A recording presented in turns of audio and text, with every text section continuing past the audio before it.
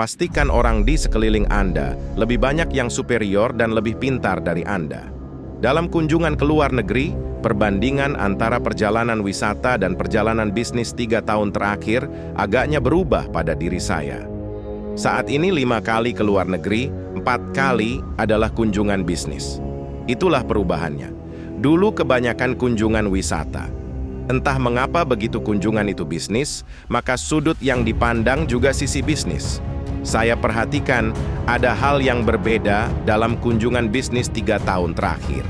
Terutama di 4 negara yang sangat mempengaruhi ekonomi dunia. Cina, Jepang, Korea, dan Amerika. 3 tahun yang lalu saya duduk di kota. Sebagai observer saya lihat di kota yang saya kunjungi di Cina, Korea, Jepang, dan Amerika. 3 tahun lalu warung, kafe, restoran penuh dengan orang asing, ataupun orang lokal dan semua bergerak dinamis. Sekarang banyak toko tutup, kafe warung sepi, dan menjadi agak suram tidak dinamis lagi. Ini di 4 kota, Kinzo, Pohang Korea, Kyoto, Miami. Dari 4 negara yang saya kunjungi dengan mata kepala sendiri, saya saksikan. Kesimpulan dunia saat ini sedang mengalami slowdown ekonomi. Hanya perlambatan bukan resesi. Resesi itu berbeda. Kalau resesi itu ekonomi berhenti di beberapa lini.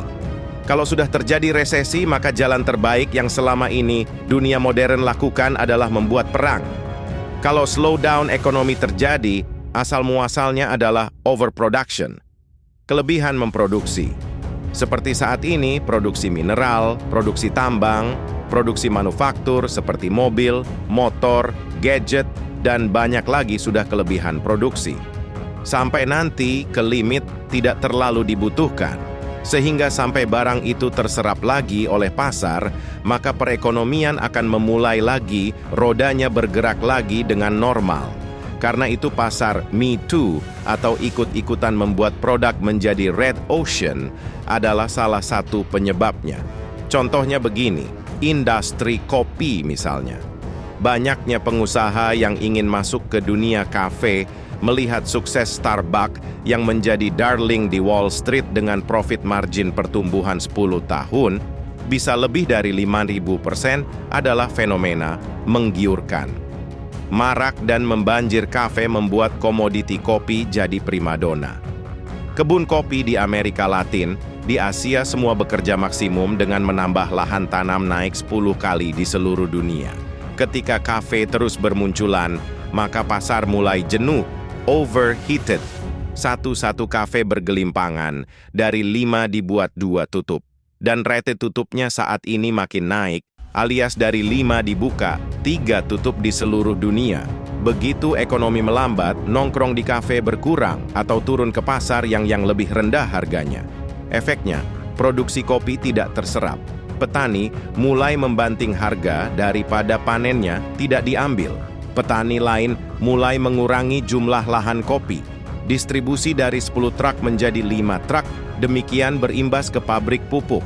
Sehingga kebutuhan bahan bakar berkurang, sehingga produksi minyak dikurangi lagi.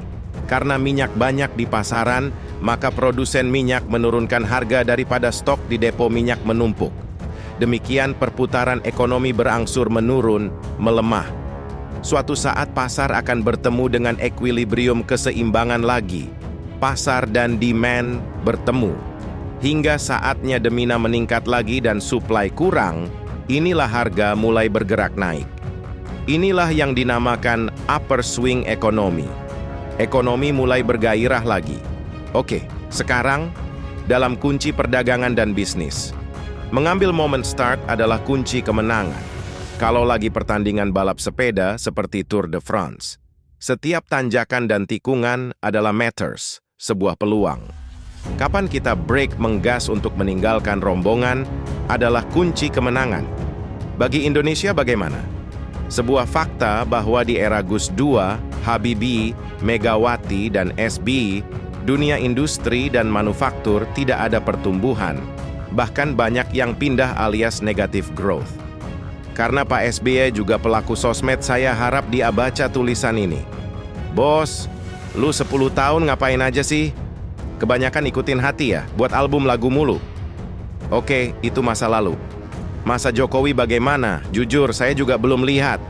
Dia fokus di infrastruktur, dan okelah, masih mending dibanding yang dulu. Tapi infrastruktur buat ngangkut apa? Harusnya bahan baku, perniagaan, industri dan manufaktur ya. Baik, secara kasat mata saya belum melihat ada industri baru sekarang. Tapi harus kita kerjakan sekarang bukan? Industri apa yang sebaiknya regim Jokowi bangun?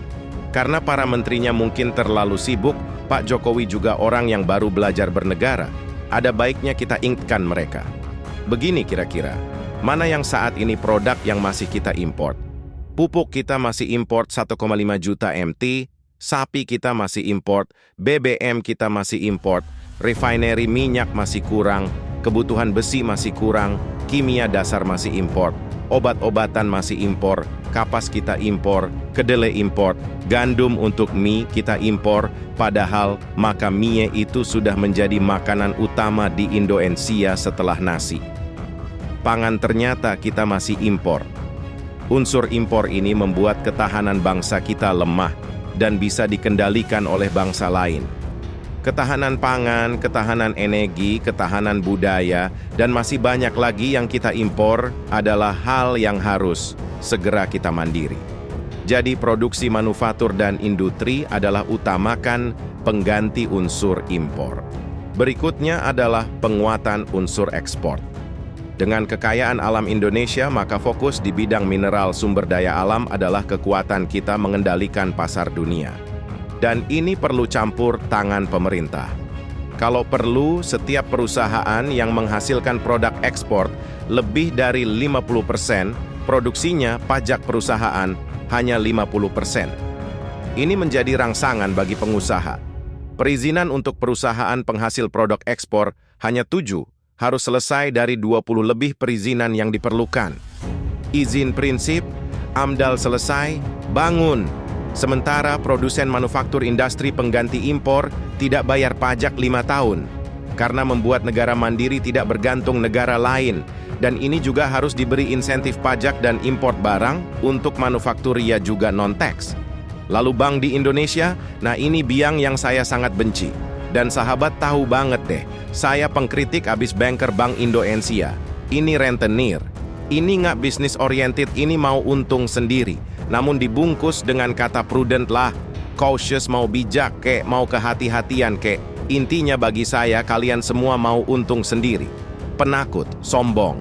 Kalian sebaiknya fokus di ATM saja, consumer saja deh. Corporate banking, international transaction, nggak mampu kalian. Penakut semua. Apalagi bank BUMN, jabatan direksi jabatan politis, Anda tersering menjilat biji para politikus dan pejabat birokrasi dan orang berpengaruh. Supaya jabatan Anda langgeng, kagak kerja Anda, nggak ada revolusi di dunia banking.